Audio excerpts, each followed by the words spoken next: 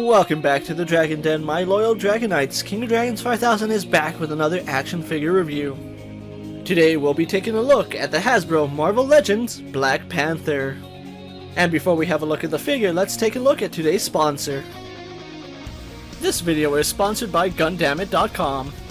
Action figures, model kits, and other collectibles, check out Gundamit.com with a link in the description.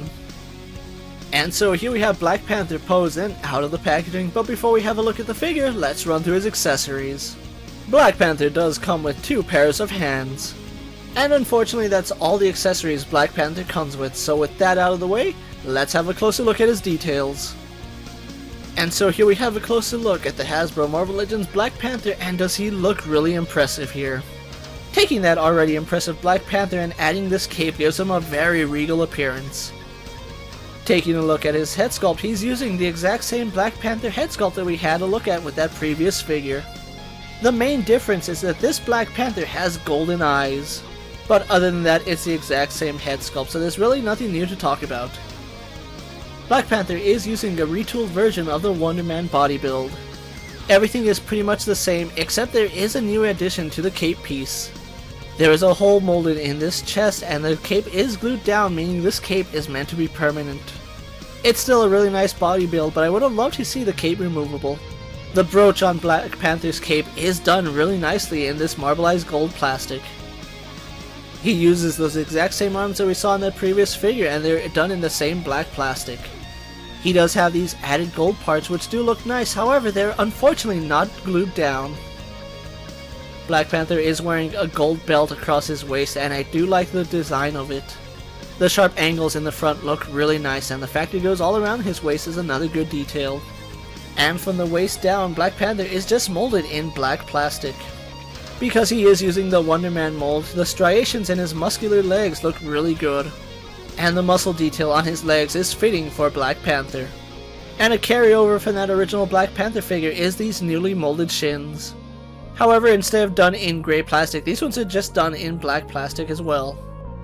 And he does have an impressive cape, complete with a really big collar, and the way it billows out is really good. However, the cape is made of a really rigid plastic, so there's really no give to it, and does make the figure back heavy. So overall, a great looking Black Panther, and a good job done by Hasbro.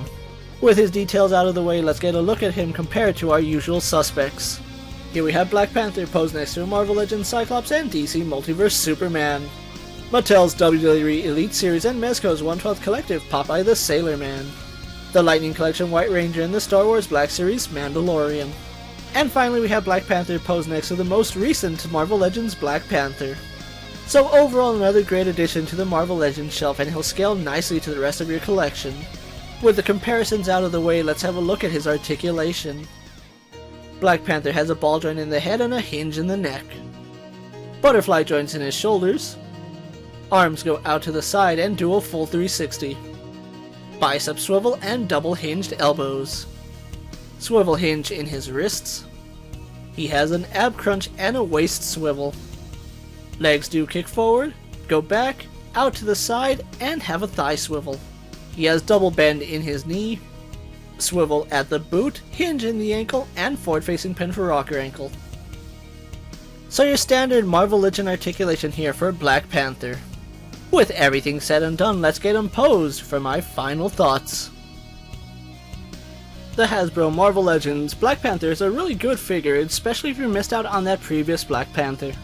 Though I do like the added accessories with the gold and all those little trinkets he has on, I kinda wish that his cape was removable. I understand what Hasbro was going with this particular look for Black Panther, but a removable cape would have given him much more display options. Add to it, his cape kinda does hinder a lot of mobility, seeing as how it's just a solid piece of plastic with virtually no give. I'm still a huge fan of this mold for Black Panther because the articulation works for the character. If the cape was removable and didn't have that huge peg going through his chest, I think this would have been a really solid figure. Add to it, the gold bands on his forearms are not glued down, so there's a huge likelihood that you will pop them off when swapping out his hands. He's still a really solid figure for your classic Marvel Legends display, and if you need a Black Panther in your collection, this is another shot to get him. One good thing about this particular figure is he doesn't come with any Build-A-Figure piece, so he's not essential to building the Void.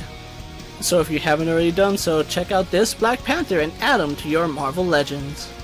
And before we wrap up this video, I want to take a moment to thank today's sponsor, GunDammit.com. For action figures, collectibles, and model kits, check out GunDammit.com with a link in the description of this video. So until next time, don't forget to like this video, leave a comment, subscribe to my channel, and check out all my other action figure and Marvel Legend videos. Check out my Instagram account for new and exciting action figure photos, videos, recent pickups, latest prints, and as always, ring that bell so you never miss another video.